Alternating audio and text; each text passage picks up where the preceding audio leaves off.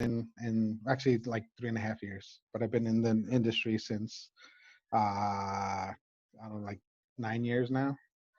Um, and I've been working with first-time home buyers and all of that. And I do live in Illinois, and I work at a Glen Ellen, and my information is there in case you need it. But I am going to be talking about purchasing a home and everything that you need in order to prepare for it. Is not really going to go in depth into different mortgage programs or anything like that, but I am going to summarize kind of the differences between conventional FHA, VA, and some things like that. But it's going to be more focused on preparing to purchase a home. This type of presentation I can definitely talk about for hours if I need to. So I'll try to summarize a little bit more, and that way I can just focus on answering some questions at the end and more specifics if anybody has some. Uh, so I'm going to go over the 5 keys to qualifying for to own a home. What determines the big thing about credit in general and what affects it and all of that stuff. I'm going to talk briefly about down payment assistance and just the fact that it does exist, and then some advantages of FHA, VA, and conventional, which is the main types of loans that you'll see. But each one kind of has very specific things associated with it as well.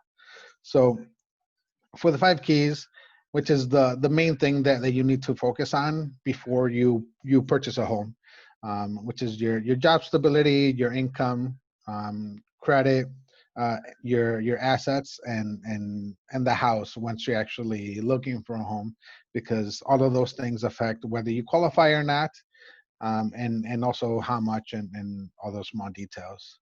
So for your job stability, it's more on your job history.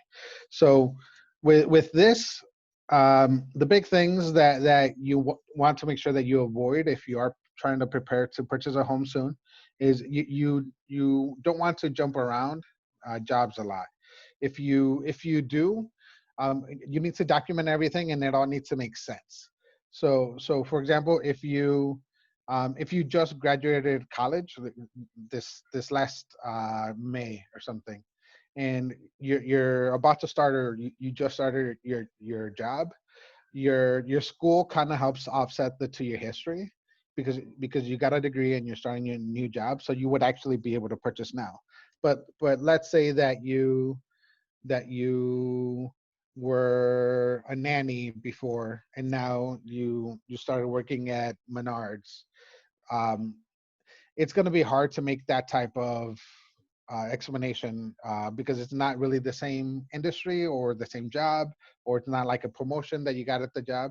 So ideally, you want to either stay at the same place for 2 years, or stay in the same industry for those 2 years in order to be able to qualify, or stay in the same type of income. So let's say that you did work um, as an accountant, and then you went off on your own and you started your own practice. Your own practice. Um, Even though it's the same type of job, you might have gone from a W-2 job where you got a regular paycheck to now you're self-employed, and all of your income is 1099, or you set up some sort of company, and now you're getting paid by the company. So any type of self-employment or business income from your own business, whether it's rental or whatever it is, you're going to need 2 year history of that income to be able to count it. So it's going to be a lot. Or if you have 2 jobs, in order to be able to count the income from both jobs, you need to have the 2 year history. So that's the big keys. It's 2 years of history, making money with that, but with some exceptions. Like I said, like if you just graduated college and you're starting your new job as an accountant, or as an actuary, or as a teacher, or whatever it is, you can actually use that school to, and that counts as part of your 2 year history. With income, so this really more than anything affects how much you qualify for, not necessarily if you qualify. So the first part, tells us what income we're able to use and if we're able to use any income. Um, and this tells us how much we're able to use. So for income, we do your base salary or hourly wage, depending on how you do get paid. If you're self-employed, get commissions, bonuses. We average out the last 2 years. So with that, it means that we use the last 2 years of tax returns.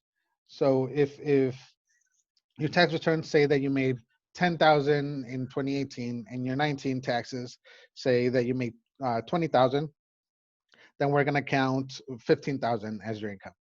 Um, but considering how far we are into the year, we'll average out 18, 19, and the year to date in some of these. So self-employment, we won't, because there's no verifiable record of how much money you've made.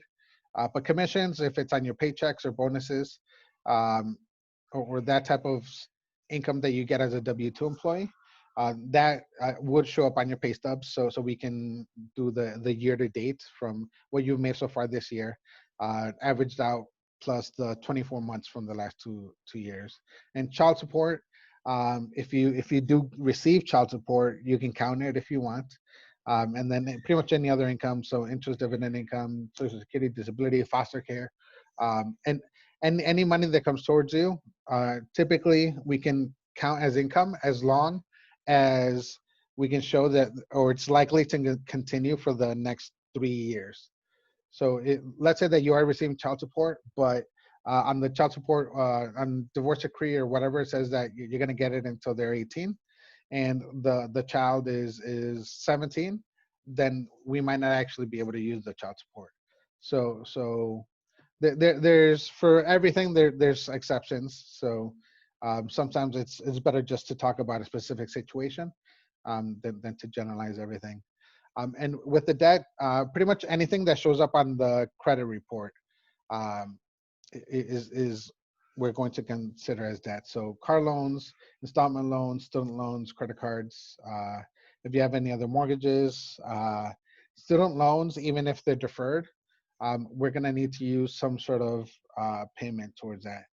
So depending on what program you go with, whether it's FHA, conventional, they all count deferred student loans differently. And I'll go into that a little bit more specifically when we get to those slides. But yeah, if you have court-ordered child support that you have to pay, then we have to count it against you. If you have just some sort of agreement with the mother of the child, then we may or may not need to count it. It just depends on the documentation and kind of what shows up.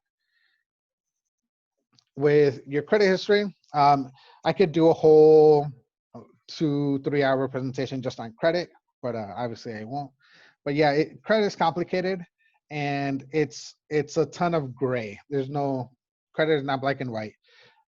So it really, what your credit score is how trustworthy your actions make you look like now. So if you've so in this screen, it shows the percentage of factors that affect your score. So 35%, that's your payment history. So if you've always paid everything on time and you don't have any missed payments, you don't have any collections, then obviously that's going to count very positively towards your score. If you do have some missed payments or some collections or anything like that, then it's going to have a big impact on your score. And with anything on your credit report, the more recent the information, the more impact it has on your score. So if you do have a collection and it just popped up 2 months ago, then it's going to be a lot more impactful than if it happened 5 years ago. And the big thing with credit too is that most negative things can be on there for up to 7 years.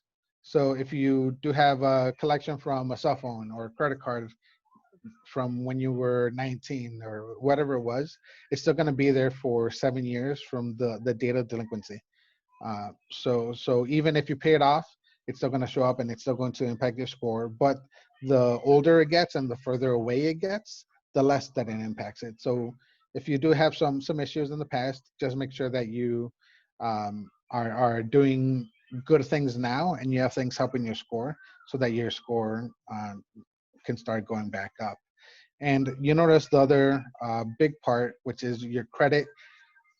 Pretty much how much of your revolving account limit you use. So your credit cards, your credit limit. If you have a limit of 1,000, is your balance also 1,000?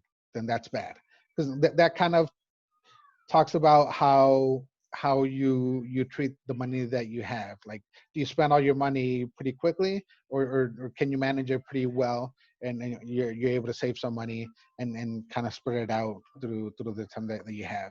So it's important to have some sort of revolving accounts or some sort of credit cards, so that you can take advantage of that portion of your score. But it's also important to try to maintain the lowest balance possible.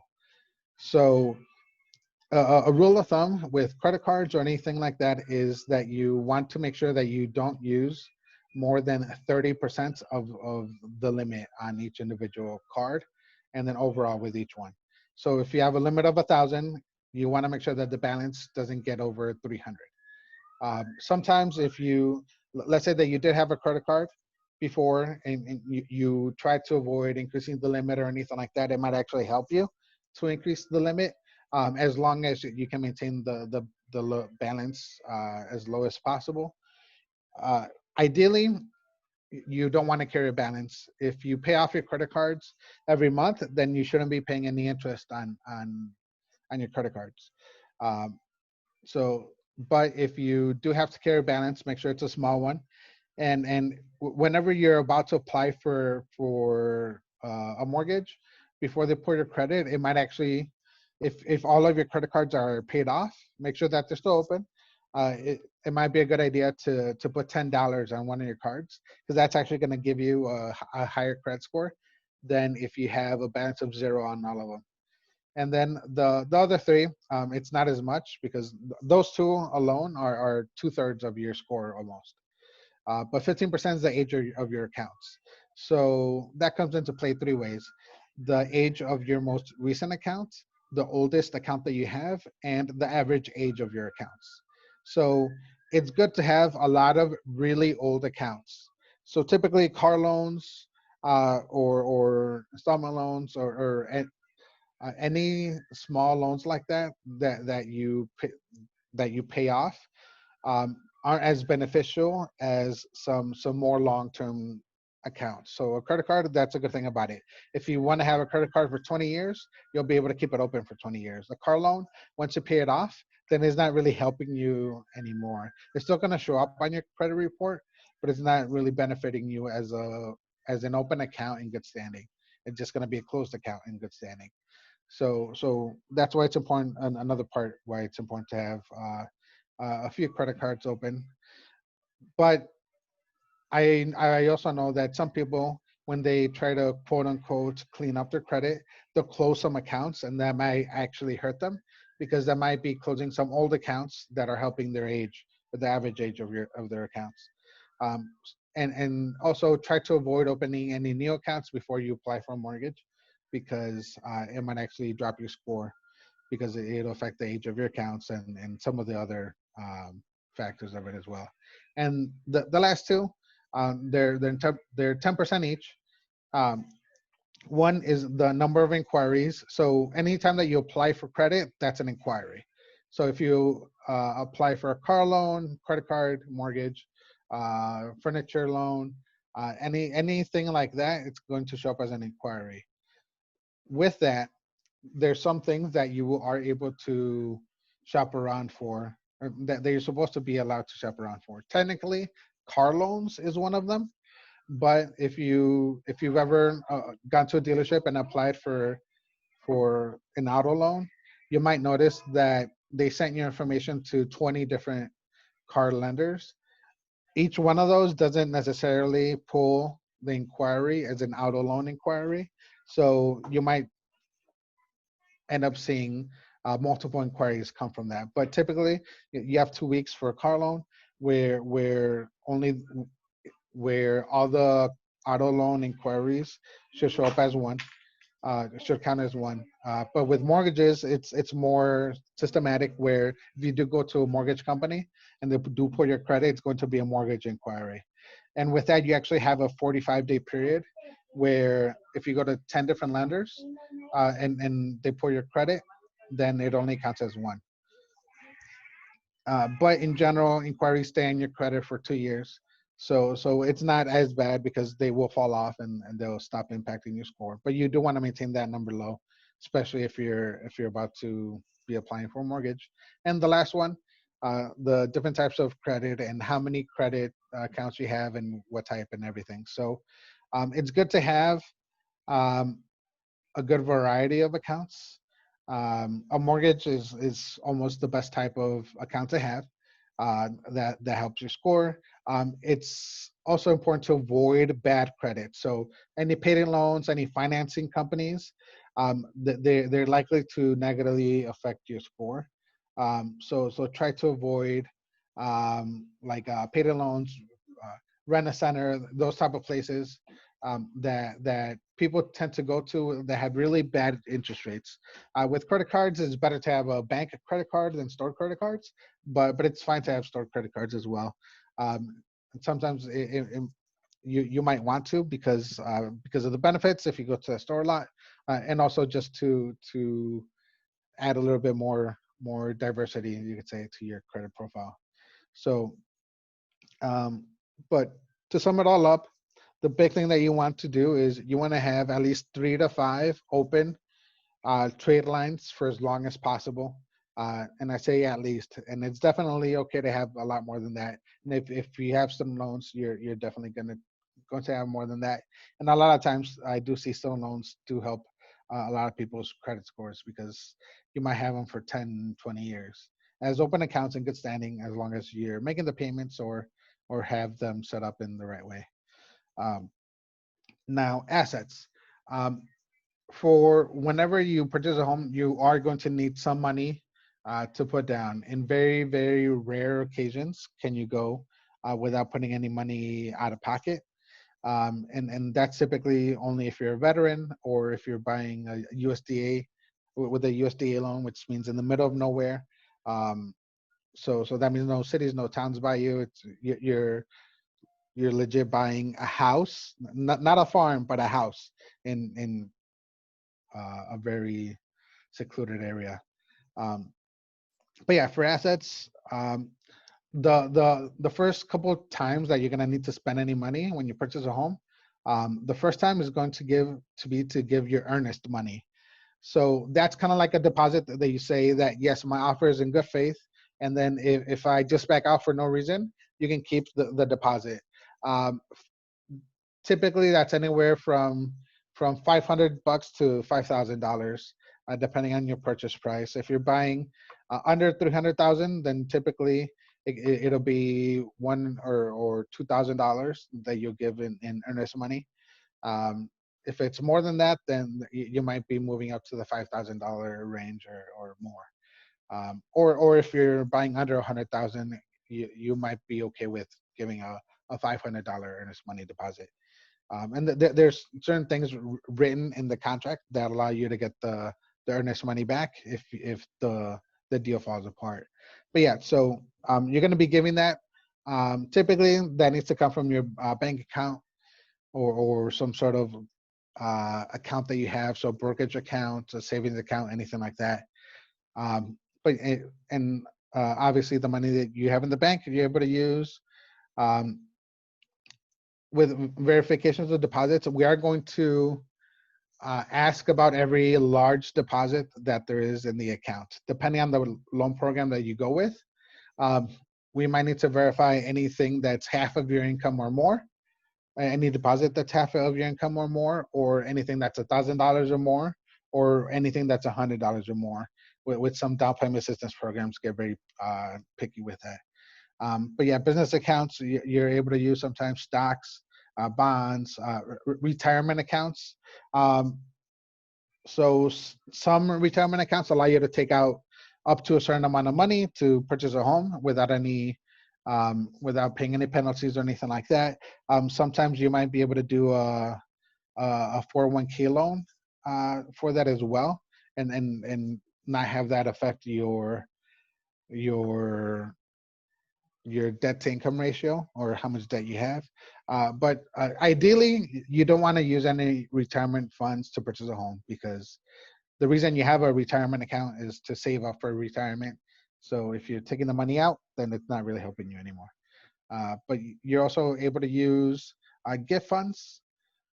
So if a family member is giving you a gift of 5,000, 10,000, however much they're giving you, whether it's a parent, siblings, aunt, uncle, grandparents, depending on the loan program, might help determine who can give you a gift.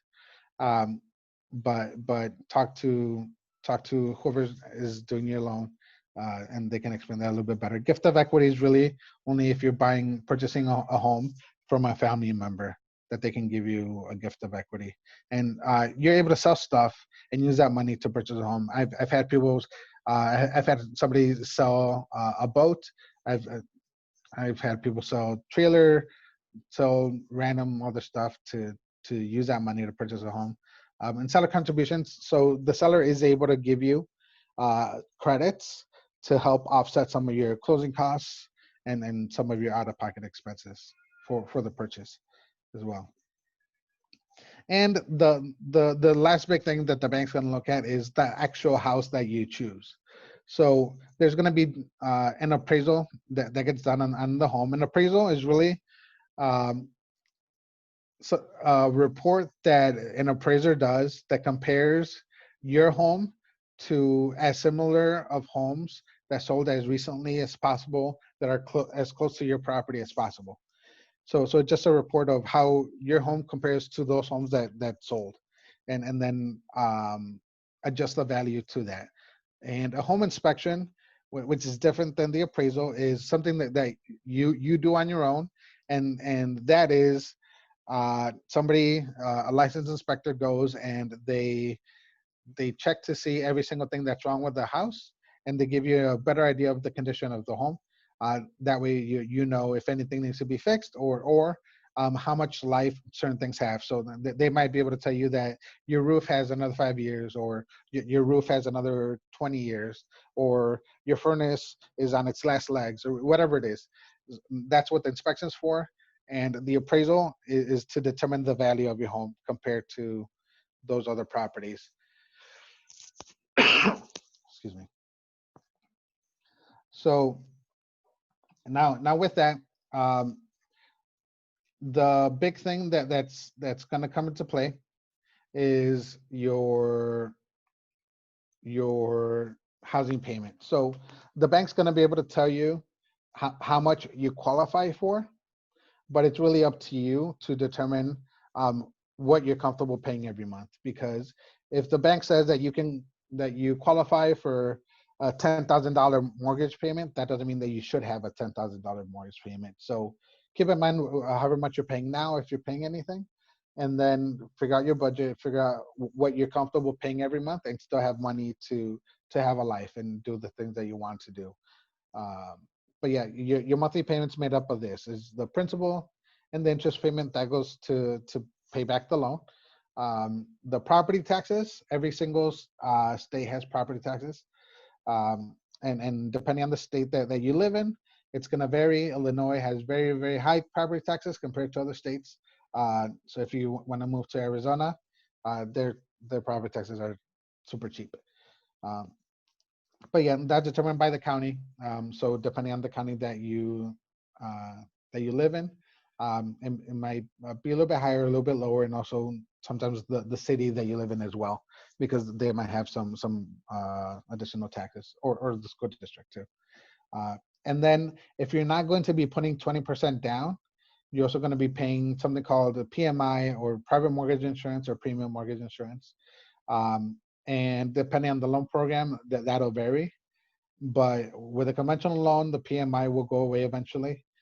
With an FHA loan, unless you're putting 10% down, it's going to be there forever. And VA loans don't have PMI.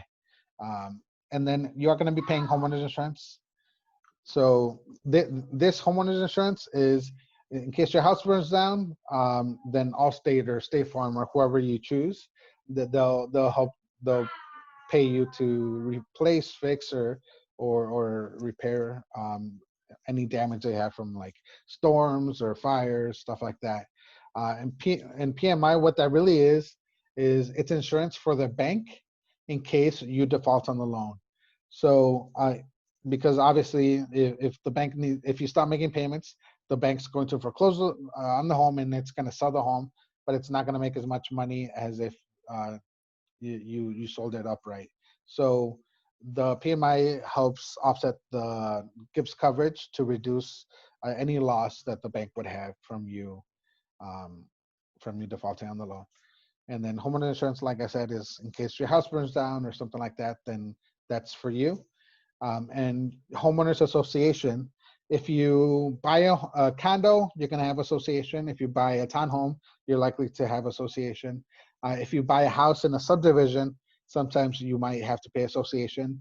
And depending on where it is and the association, they might cover different things like landscaping, or it might just cover the building, or if it's a townhouse, like a shared roof that you have, or in subdivision because you have a pool and a clubhouse, stuff like that. Um, so depending on where you're buying and the type of home that you buy, you might also have association dues that you need to pay. Um, and we use that number to determine your housing ratio. All those things that I just mentioned, that's what makes up that housing ratio. So your housing ratio is just the home. Your total debt is your home payment plus any other debt that you have that reports. So that's all the stuff that we covered in the previous slide. So any car loans, student loans, child support, all of that stuff. And the housing ratio is just these things. Um, but it's all of these. So if you do buy a condo, your how much the bank qualifies you is going to be different than if you're buying a single family home without association. All right. And then your total debt ratio, in general, with most programs, the bank's not going to go over 45% of your gross income.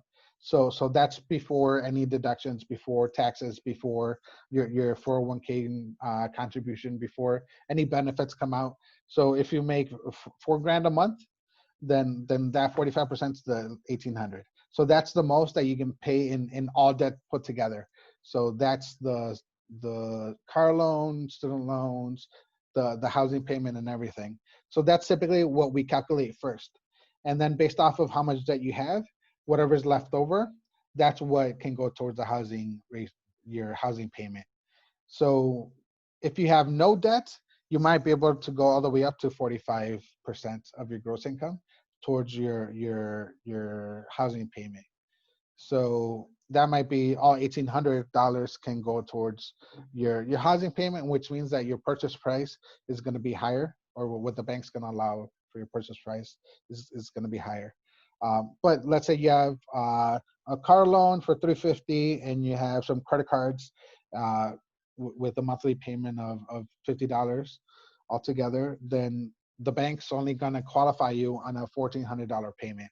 So that $1,400 will need to cover taxes, insurance, PMI, association, and the actual loan payment of principal and interest.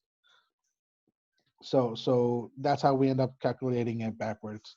So with down payment assistance, there's actually a lot out there, and different times of the year, there might be more than other times of the year, just because some programs, they fund them all at once, and once the money runs out, then it's gone into the following year when it gets funded again.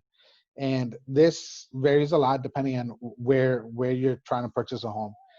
So most states have programs. I really only know about the Minnesota, Wisconsin, Illinois, and Indiana programs. Um, and typically for any of the state programs, the lender needs to be approved by the state program to be able to offer it. A lot of counties, if not all of them, might also have a down payment assistance program. Here in Chicagoland, I know Cook County, Lake, Kane, DuPage, Will, all have programs. other counties might as well. I just really don't know much about them. But most of Chicagoland counties have a down payment assistance program, and some cities also have programs. Like the city of Chicago has a program, city of Aurora has a program, Bolingbrook has a program, and I'm not sure about any other specific cities that have them. But also sometimes neighborhoods might have a program available, depending on if it's a subdivision or if it's in an area that doesn't have a lot of diversity or a lot of or is trying to promote more middle to lower income families moving in, or if they have some sort of mandates, they might offer some sort of program to help bring those people there. Or and sometimes it might just be the bank. Some banks have their own individual program where if you get a mortgage through them, they'll give you some down payment assistance. There's also from organizations might have their own programs. So like if you're a veteran, there might be like a veteran organization that has offers you some assistance, or the uh, the Chicago Housing Authority. They have a program as well, and different things like that. So it's always good to kind of ask around. If you have a good lender that does a lot of that stuff, they'll typically know of all the programs that are available to you. And then for most programs, there's an income limit. So if you make $500,000 a year, you're probably not going to qualify for any down payment assistance.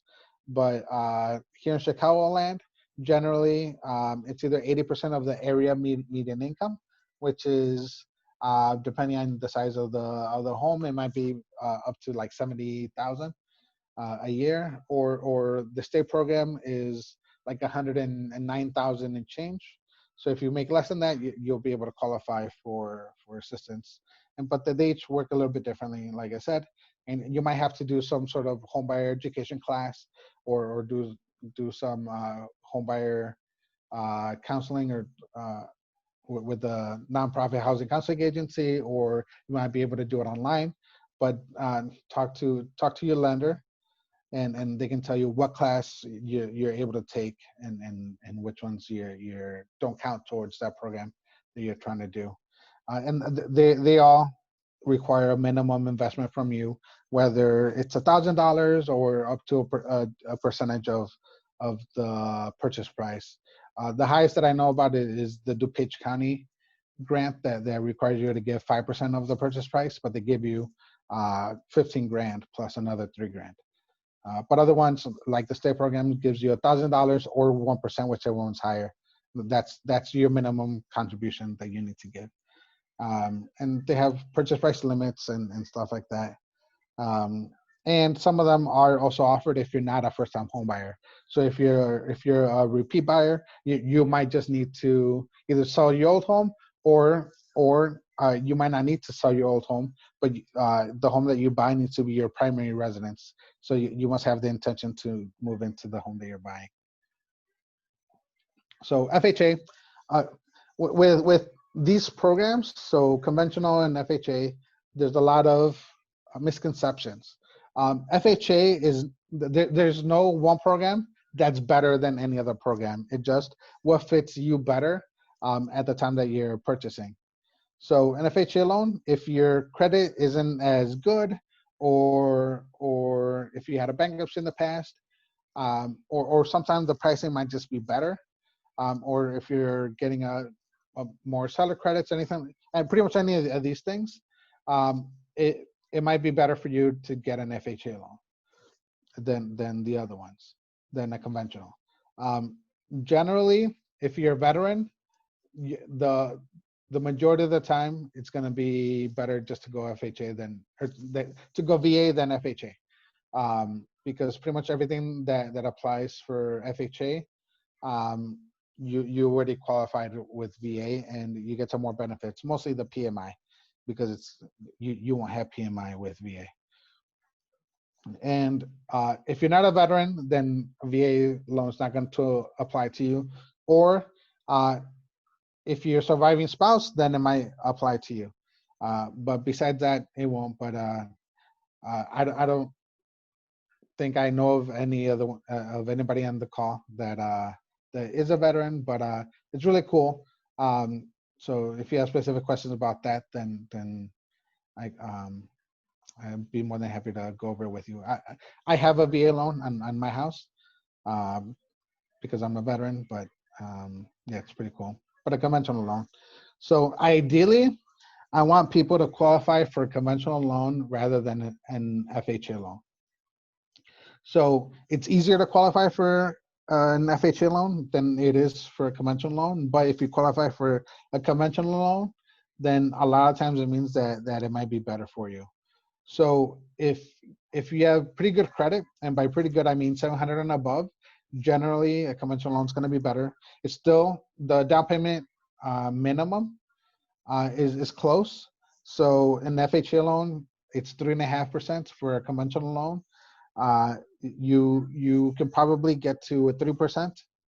Um, the interest rate might be higher conventional loan than FHA, uh, but if you have good credit, the PMI is likely to be cheaper, and you have more options with the PMI. And that's the mortgage insurance that we talked about, that is to protect the bank in case you default on the loan. So FHA, it's a set amount. So if you have a 600 credit score, or if you have an 800 credit score with FHA, the PMI is going to be the same, dependent on how much you down payment you give. With the conventional loan, the PMI is going to be cheaper the better your credit is and the more down payment you give. So if you have a 750 credit score, and you're still giving the minimum 3% down, then you're probably still better off going conventional, because the PMI is going to be cheaper. And like I said, you have more options. So instead of paying the monthly PMI, you can also possibly pay it up front. So pay it at closing. If you have good credit, it shouldn't be too expensive. It might be 2, 3, 4, 5 grand, depending on the purchase price. Um, or you can finance it into the loan, which might still be cheaper than if you go FHA. But each case is different, so treat it each case differently. And your student loans with an FHA loan, if your student loans are deferred, then we have to count 1% of the balance. So if you have $50,000 in student loans, then that's a $500 payment that we have to count against you. But a conventional, if it's deferred, uh, Fannie Mae, same thing, 1%, but Freddie Mac, it's only 0.5%. So that's 250. So generally, when you're qualifying for a mortgage, every $100 a month is about $20,000 in purchase price. So that $250 that you're not counting in debt, that can give you another what uh, 50,000 in purchase price, that can help you find a better home that you're trying to find, even if your student loans are deferred.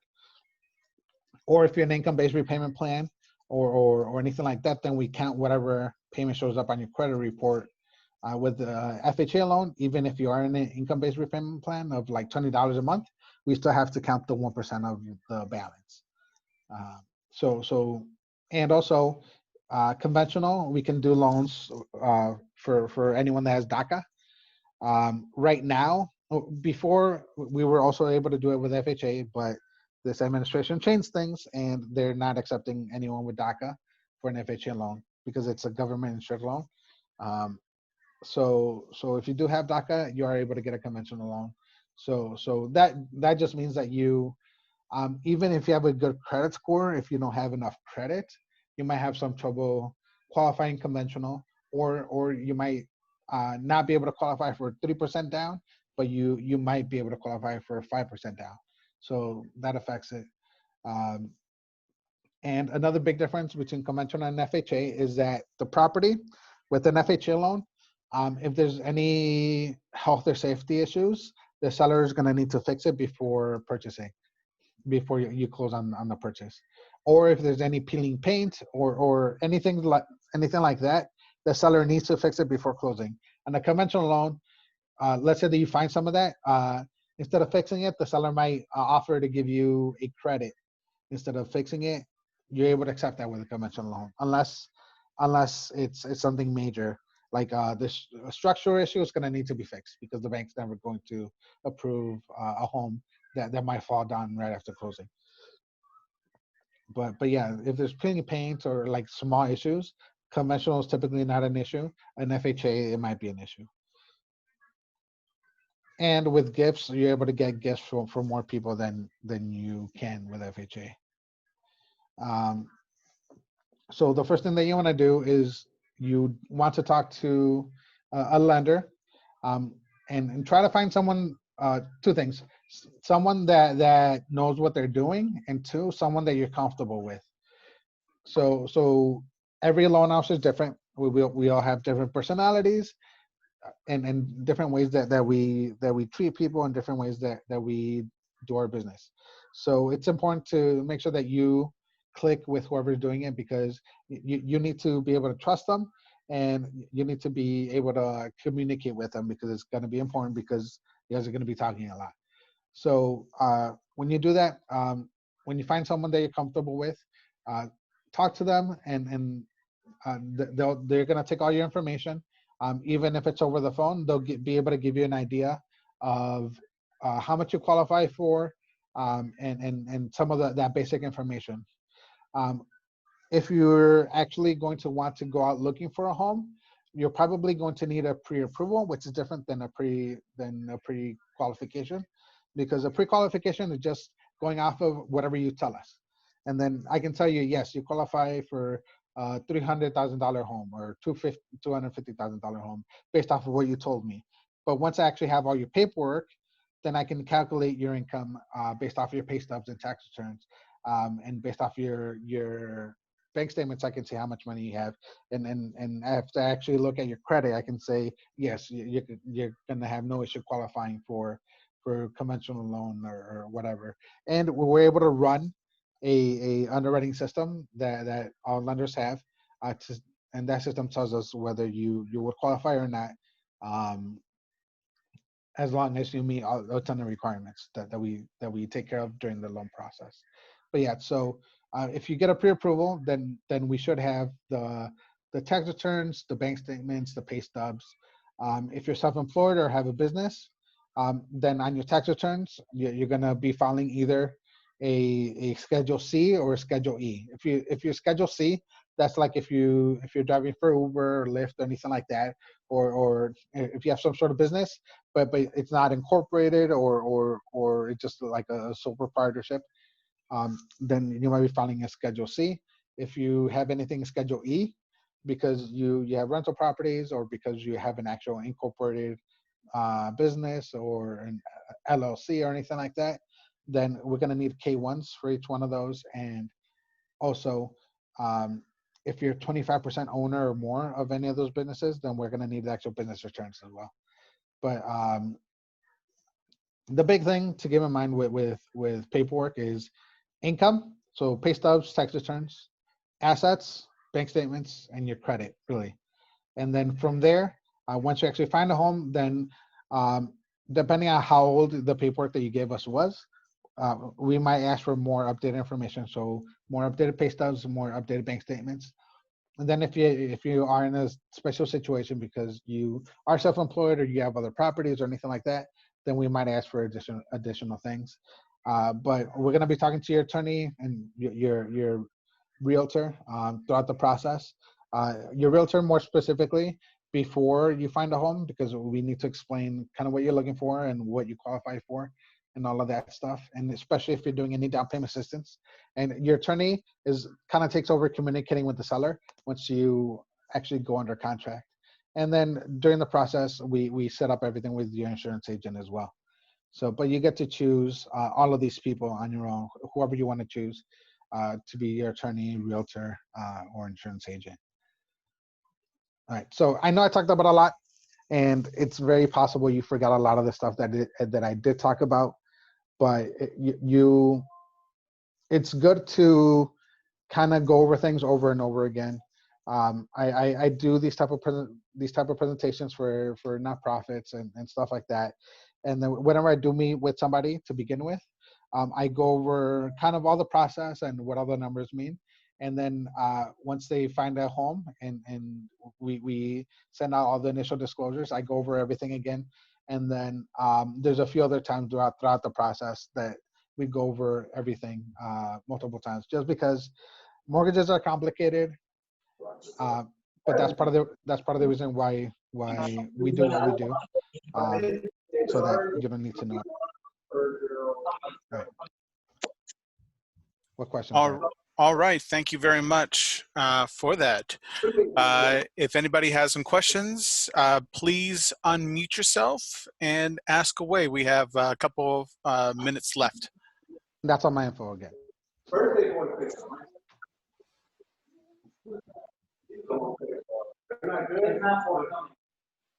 Any questions?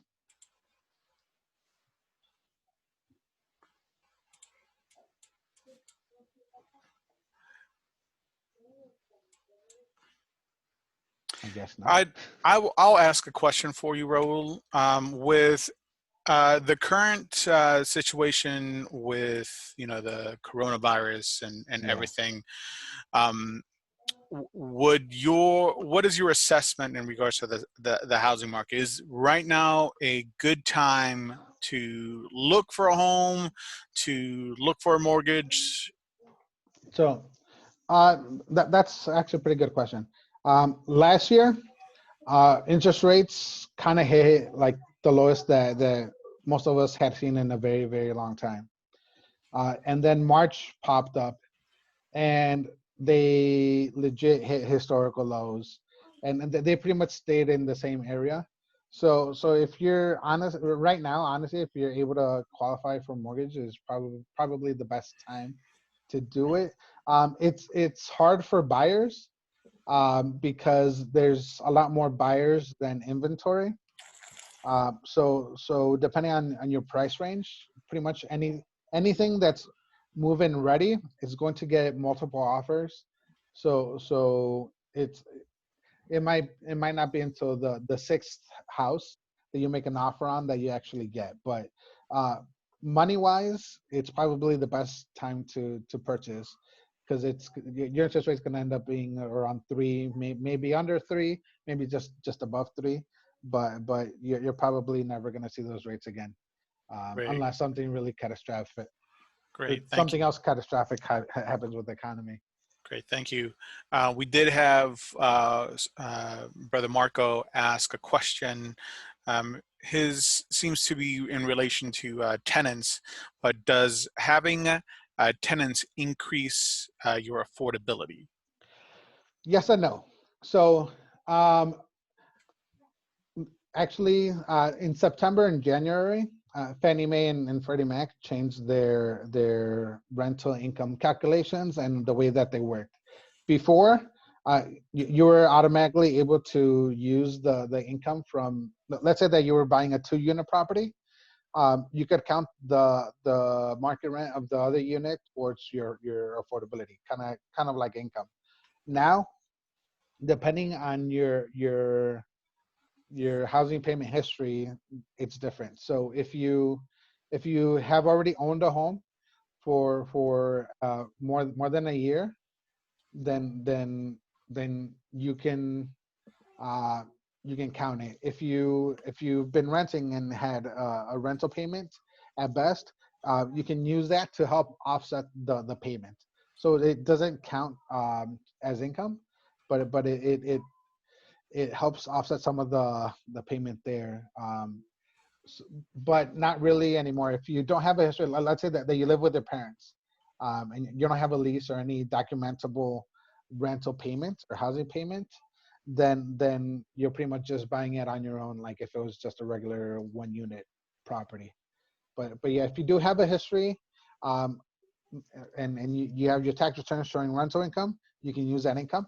But if not, then you're pretty much stuck just affording it on your own. Or if you do have a property already, and you're going to be renting it out, then whatever rental payment can go towards offsetting the cost of that property, so that it doesn't count as a debt against you. But you're not going to be able to count any actual income unless you have the rental income history. Okay, great.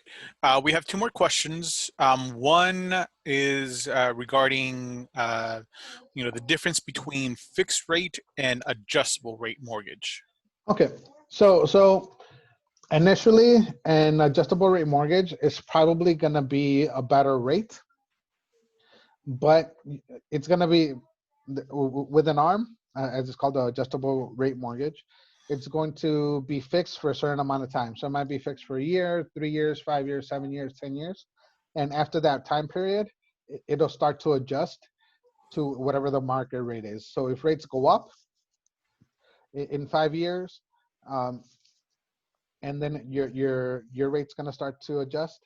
It's going to be whatever rates are then, plus a difference, like in a margin, like an additive that gets added to that. So if rates are at 5%, then your interest rate might be 6 or 7%. So your payment's definitely going to have a big impact. So really, an arm is only advantageous if you know for a fact that you're going to only be at the or only have that mortgage for a certain amount of time. So if you know that you're going to be moving to a different state in 5 years or in 3 years, then you might want to do a 5-1 arm, which means that it's fixed for 5 years, because you'll save money during that time that you're there. But unless you know for a fact that's going to be the case, then I don't suggest that you get an arm. Okay. The next question is, as a first-time home buyer, what is the ideal credit score or minimum credit score to purchase a home for first-time home buyers? So technically, there's no minimum right now, because the whole coronavirus stuff. Everything did get more strict because there have been increased defaults and stuff like that because people haven't been working. So pretty much across the board, um, everyone got more strict. So now you want to have at least a 640, because if you're under 640, you're probably going to have a hard time qualifying for a mortgage. Uh, but whenever this gets resolved, hopefully it goes back to how things were, where you needed at least a 600 to qualify for an FHA. But right now, at least with us, you need a 640 to get an FHA loan, at least, and then possibly with other lenders, you might be able to have a lower credit score. But in general, the better your score is, the better loan you end up getting. Great. And just kind of a follow-up to that with kind of you mentioning that right now is a really good time to looking at least to look to buy Yeah. because of the market. Um, for the first-time home buyers, some uh, realtor sites have kind of mortgage calculators. Would those be accurate? Or do Um, you prefer that we first kind of talk with a potential lender? so it, I would suggest talking to a lender first, just because. Those are mortgage calculators that you find online or through websites. They estimate a lot of things, and a lot of times it's really bad estimates. For example, taxes for here in Illinois. Um, Taxes are going to likely be at least 3 grand a year, and then depending on your purchase price and where, it might go up to 7, 8, 9, 10 grand a year that you're paying for taxes. Um, and some mortgage calculators, they just use a percentage. So they might use 1%, so it might be way off. And then also insurance in Chicagoland, it's probably going to be anywhere from, for a single family home, is going to be anywhere from $70 a month to $150 a month, kind of depending on what type of coverage you get and who you go with and all of that stuff. And then some mortgage calculators might miscalculate that, and they might miscalculate what your down payment is, because a lot of times they kind of, to make it look better, they might just assume that you're putting 20% down instead of either 3 or 5% down. So um, actually I know with my company, I know that we have an app that you guys can download if you want. I can send it to anybody. Just let me know. But we do have an app where actually I'll see if I can. Yeah, I think I would have to send an invite. But yeah, you could download an app that has a pretty good mortgage calculator where you can determine how much the taxes are going to be. So if you do look online, excuse me, like on Zillow or Redfin or Realtor.com or any of those places, and you do look up a particular property, you can put in what the list price is. You can put your 3 or 5% down or 3.5% down, and put whatever taxes are, because on Zillow or Redfin or on the website, it'll say what the approximately what the taxes are. Put that number in there. Put $100 a month for insurance, and then it'll calculate what rate you would get with your credit score. So if you have an idea what it is based off of Credit Karma or whatever, you'll be able to plug all that information in there, and it'll give you a pretty good estimate of what the payment would be for that. Um, so anybody that wants it, I can send it to you. I can send you the link to download it. I would just need either your email or your phone number. And Awesome. Great. Thank you very much. Well, that wraps up this webinar. Just know that we are in the attempts to try and continue these webinar sessions moving forward with different topics. Again, we're really trying to engage the alumni within our region. So if there are any sort of questions regarding today's topic, please reach out to Brother Raul Buendia. His contact information is on the screen. And then also reach out to the any of the Illinois Alumni Association members. Uh, and if you have any sort of questions or you are wanting to have any additional topics covered in the future so that we can look into things as well. Again, thank you very much for your time. This webinar has been recorded and we will be posting it in the next couple of days to the Midwest page as well. All right, thank you everybody. Vaya en paz.